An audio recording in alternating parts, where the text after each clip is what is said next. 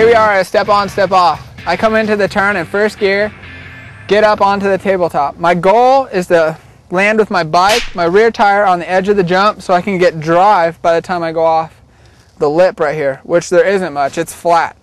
In doing so, I gain some momentum so I can hop off. When I get to the edge of the jump where my front tire is, I try to unweight myself and I almost spring or jump with the bike. I use the suspension, like I get into it and unweight myself.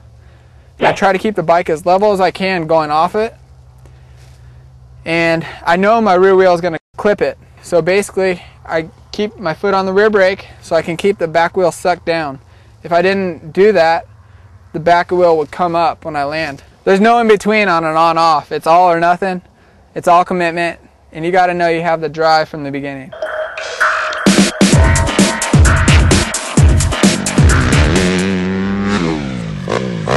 Here to talk about attacking landings. We have a pretty big landing coming off a double right here.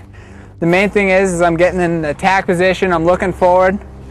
I land with the gas on. In doing so, it's going to keep the bike straight, it's going to keep the rear wheel on the ground. As soon as you let off, it seems like the bike has a tendency to come up off the ground or even go side to side. So it's really important you land with your knees, gas it. And we have a long landing, so I'm on the gas hard, charging into the next obstacle right here. In this next obstacle, we have a little triple into the corner. I unweight myself right here because this jump doesn't have much of a lip. But the important part is this landing up here. I don't have much height coming off this jump, and I need to stop for that turn. The landing's really short. My bike barely won't even fit on the downside right here.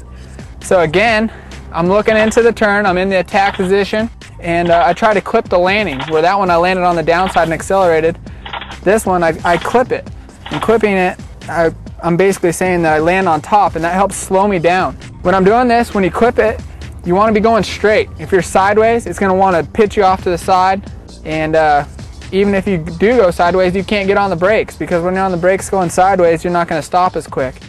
So I try to keep my bike as straight as I can until I get into the apex of the turn.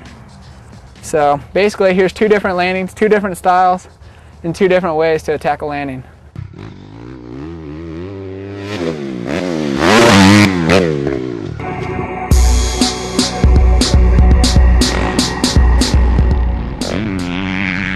Alright, we're talking about accelerating through rough straightaways. The straightaway that we filmed through was following a long sweeper turn. It's kind of dry, rocky, and had quite a few bumps going through it. I come through the sweeper, I look ahead and see what's in front of me. I'm basically going through the gearbox, shifting gears, and I try to keep it in a high gear. I don't want to be revving out, hitting those bumps, because it may unsettle my bike and my rear end might get out from underneath me. So I'm in a proper gear, I'm not too revved out, looking ahead, and I'm on the back of the bike. By being on the back of the bike, I keep my front end light and my back end accelerating and getting the most traction I can. When I'm on the back of the bike, the rear wheel will follow the ground while the front end floats above and just drives through the rough stuff. If my weight was up forward, my rear end would come up, it'd unsettle the bike, and I could be swapping side to side or hitting bumps, and most of all, my rear wheel would be off the ground and I wouldn't be accelerating. So it's basically just a balance factor, but it can make a big difference by accelerating down rough straightaway. You can even pass somebody, or you can get past if you don't master this technique. Go through these straightaways as fast as you can and learn what your bike may throw at you. It's something that can be a lot of fun if you get it done right.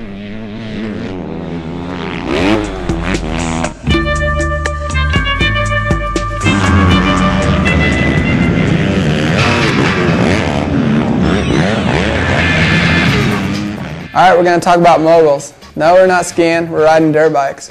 This section was really tough. There was no real fast way to get through it. You can't jump through it, you can't skim through it. It's different than any other whoop section. The main thing to this section is keeping momentum up.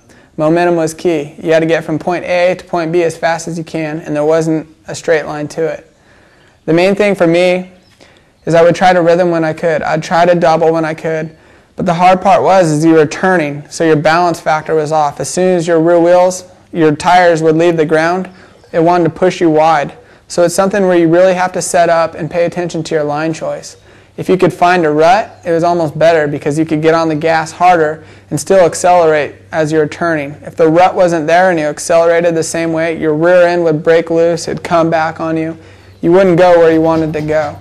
It's something that you have to learn to keep your momentum up, have good throttle control, and pick the right line to get through there the fastest way. If you have something like that at your local track, it's good to practice on because when you get to a track that's technical, you can master it really quick and pass your competitor. So those are some of the things to look for when you get to a section like that at your track, and hopefully you can master the moguls.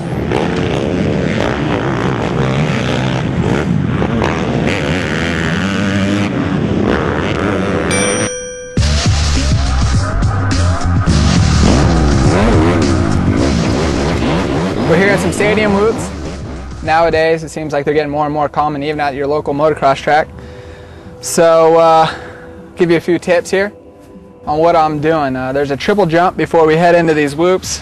I hit the triple, I shift up a gear, I hit the triple in second gear, shift up to third. Knowing that I'm going into these whoops, I fully commit and I do a little braking, get set up, and I try to unweight myself right here on this whoop. It's almost a starter whoop. When I unweight myself, I get right on the tops of them and I get back on the gas. The reason I shift up to third gear, it's not because I want to go faster, it's because each time your wheel hits the whoop and then it goes to the next one, it's spinning. And if I just stay in second gear, I'd tap out in second gear, I'd just be spinning and I wouldn't drive through. So I'm in third gear, but I'm only quarter throttle, and so that way I'm using the torque of my bike to stay on top. In Supercross whoops, a little bigger, or you come into them a little faster, sometimes I go through them in fourth or fifth gear. It's not necessarily that I'm going faster, but I can make it all the way through with driving because each time my wheel hits a whoop, it's gaining speed. Once I get into these whoops, I try to get in the attack position. I keep my knees bent in case one kicks me or my front end drops, I'm ready to compensate for it. I try to keep my feet on the balls of the pegs. That gives you a little more leverage, where if you're back on the back of your foot, you don't have anything there and it can kick you, and it seems like you never know what to expect. Some of the whoops may be a little taller, these are pretty even, but sometimes you have to compensate. And some of the worries most people have are if my front end drops, it's pretty scary. But one way to do that is you kind of get in the attack position and you're going through, and if your front end does drop, you can kind of shift your weight back and you can use it. You can control your front wheel by the gas by giving it a little more power when you hit the next whoop. And that's why you kind of want to keep it at quarter throttle or half throttle. Just you don't want to be wide open going through it, because then when your front end does drop, you have a little more to get you back up on top. One other key element of skimming whoops is a lot of it is your entrance speed. The faster you go into it, the easier it's going to be. It's hard to pick up speed the further you get into the whoop section. If there was a corner or a jump, whatever it may be, you really want to come into it with a lot of speed, whatever you're comfortable with. Obviously, the more confident you get, the faster you're going to go and the easier they're going to be. It's just how it is. So entrance speed is very important, and that's about it. First thing we're going to talk about is uphills.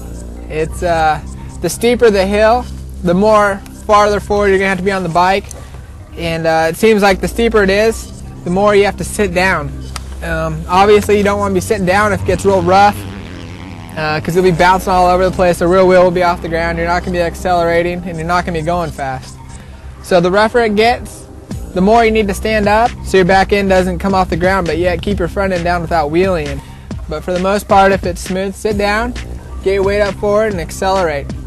And if your front wheel does come off the ground, it's always good just to fan the clutch, get the front end back down and accelerate.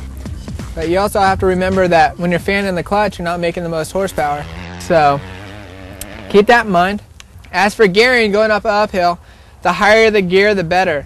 If you're in a low gear, you're going to have a tendency to break the rear wheel loose, or even once you hit square edge bumps or whatever, your wheel's going to come off the ground, the rear wheel's going to accelerate, and then you're going to be you're not making any power. You're too far up in the revs.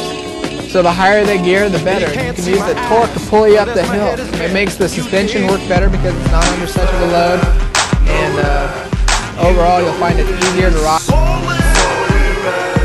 Outside, it's like show.